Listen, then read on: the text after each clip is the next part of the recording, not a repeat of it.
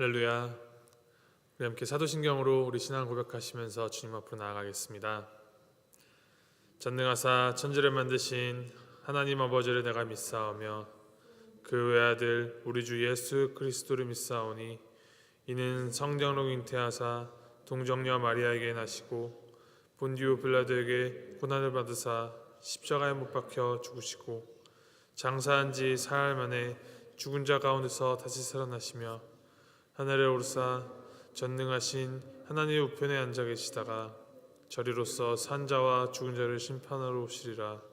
성령을 믿사오며 거룩한 공예와 성도가 서로 교통하는 것과 죄를 사하여 주는 것과 몸이 다시 산 것과 영원히 사는 것을 믿사옵나이다.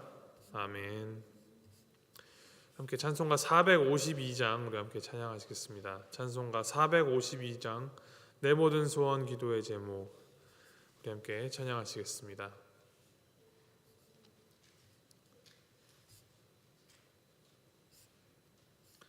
찬송가 452장입니다.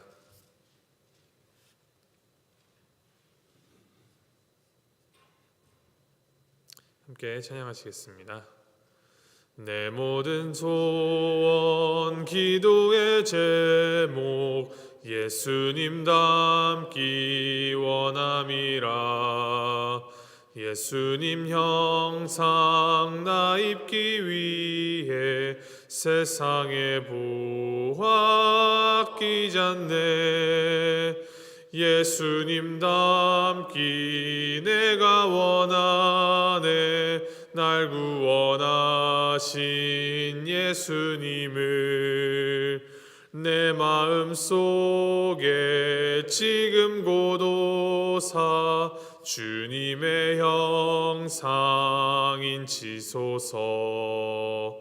무한한 사랑 풍성한 긍휼 슬픈 자 위로하시는 주. 길 잃은 죄인 부르는 예수 그 형상 닮게 하옵소서. 예수님 닮기 내가 원하네. 날 구원하신 예수님을 내 마음속에 지금 고도사 주님의 형상인 지소서. 겸손한 예수 거룩한 주님 원수의 멸시 참으시사 우리를 위해 고난을 받은 구주를 닮게 하옵소서. 예수님 닮기 내가 원하네.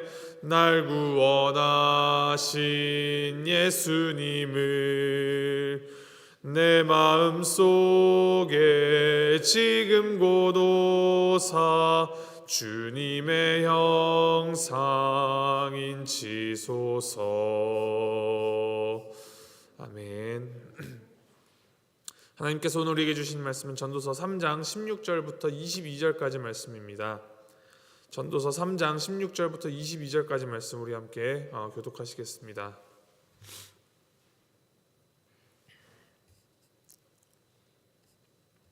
전도서 3장 16절부터 22절까지 말씀 16절 제가 먼저 읽도록 하겠습니다. 또 내가 해 아래에서 보건대 재판하는 곳 거기에도 악이 있고 정의를 행하는 곳 거기에도 악이 있도다.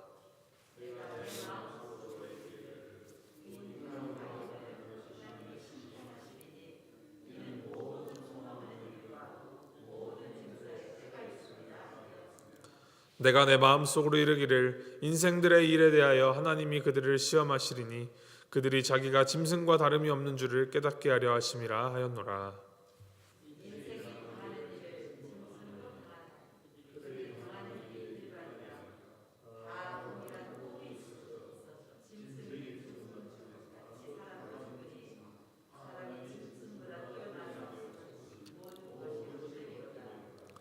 다 흙으로 말미암았으므로 다 흙으로 돌아가나니 다 한 곳으로 가거니와.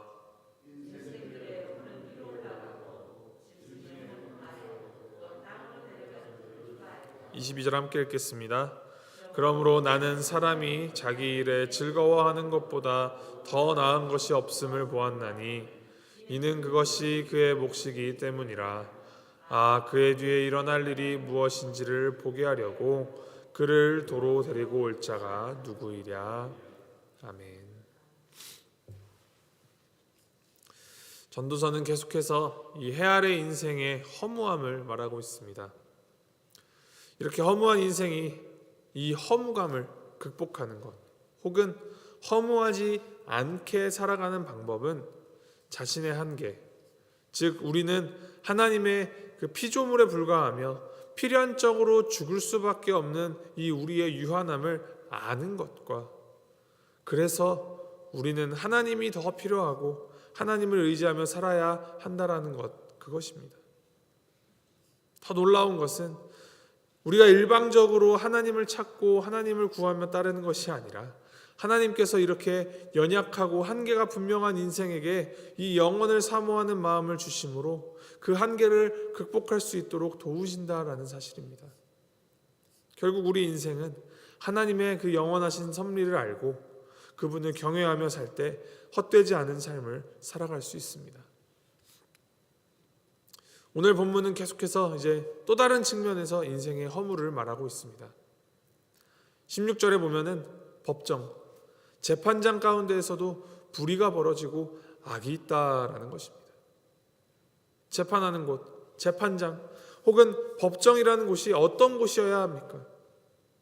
이 옳고 그름을 판단하여 주고 공의를 실현하며 정의를 수호하고 구현해야 하는, 인간이 기대하는 가장 정의로워야 하는 그런 곳이 바로 법정 아니겠습니까?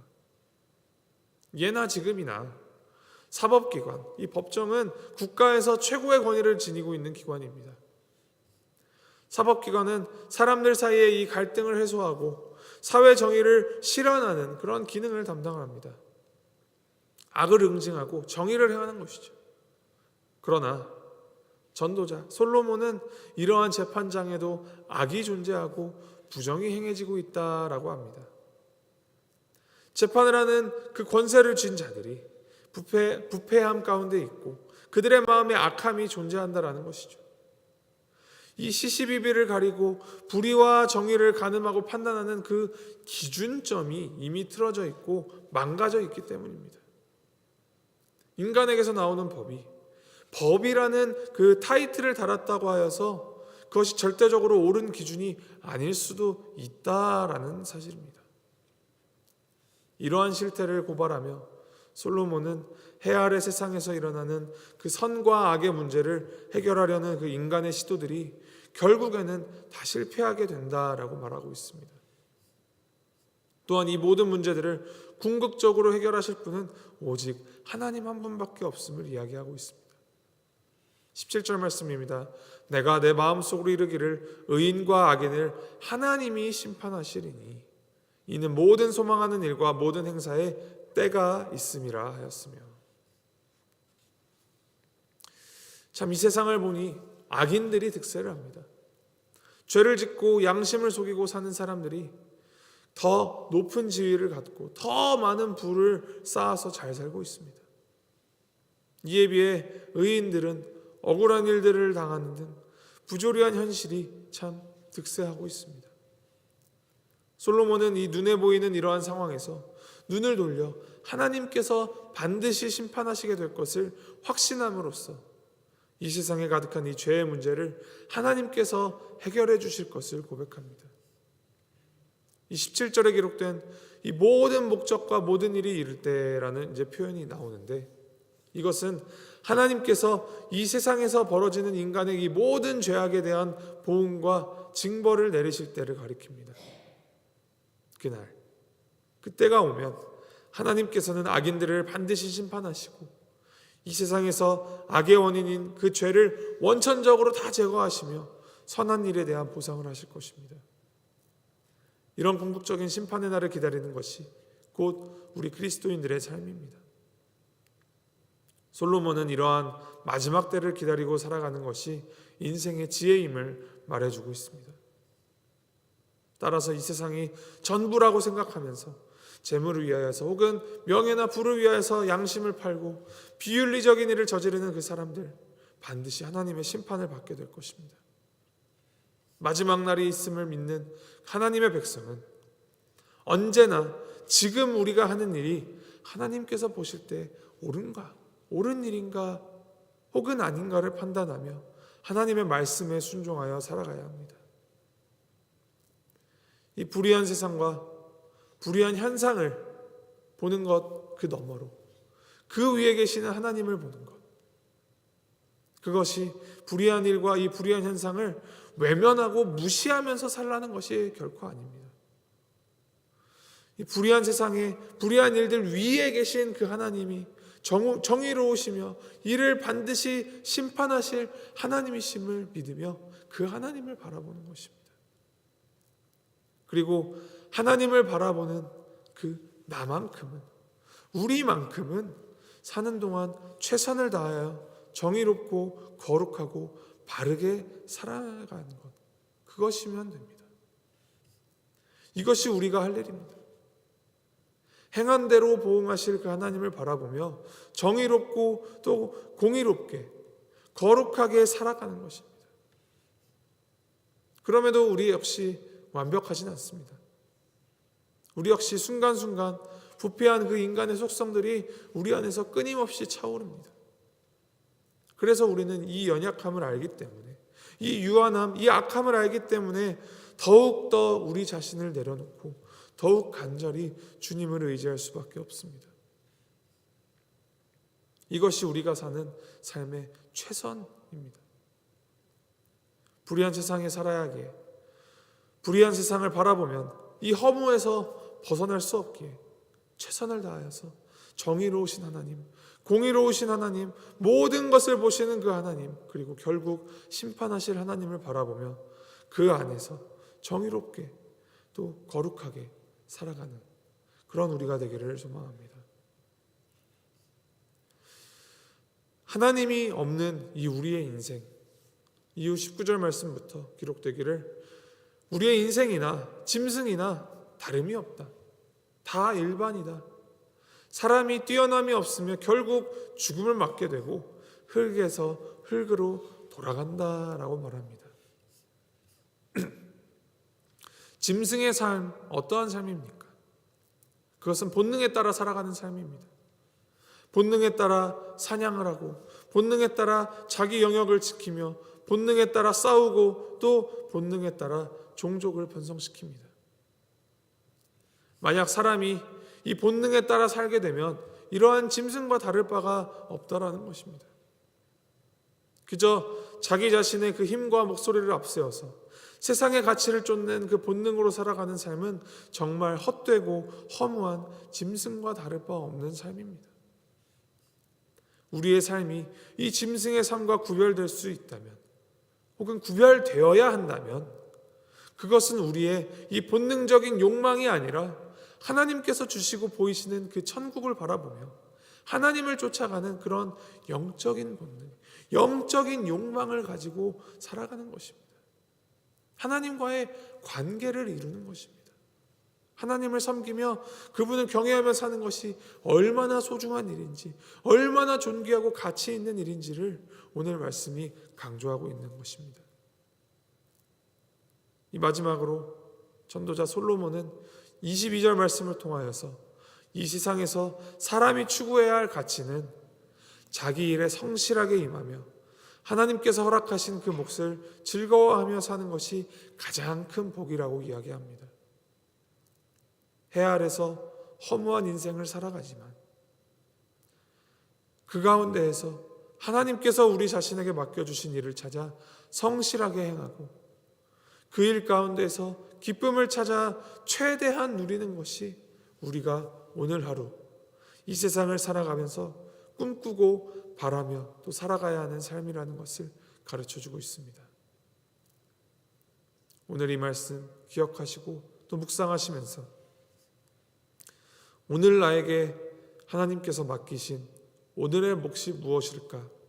그것을 고민하시며 하나님 없이는 무채색, 잿빛, 어두움으로만 정의될 우리의 인생이 하나님으로 인하여 색을 입고 빛을 입으며 이 생동감, 이 살아있음의 의미를 느낄 수 있음을 늘 기억하시면서 오늘 이 나의 몫을 성실하게 감당하며 살아가는 우리 모두가 되기를 주님의 이름으로 소망하고 축복합니다. 우리 함께 기도하시겠습니다.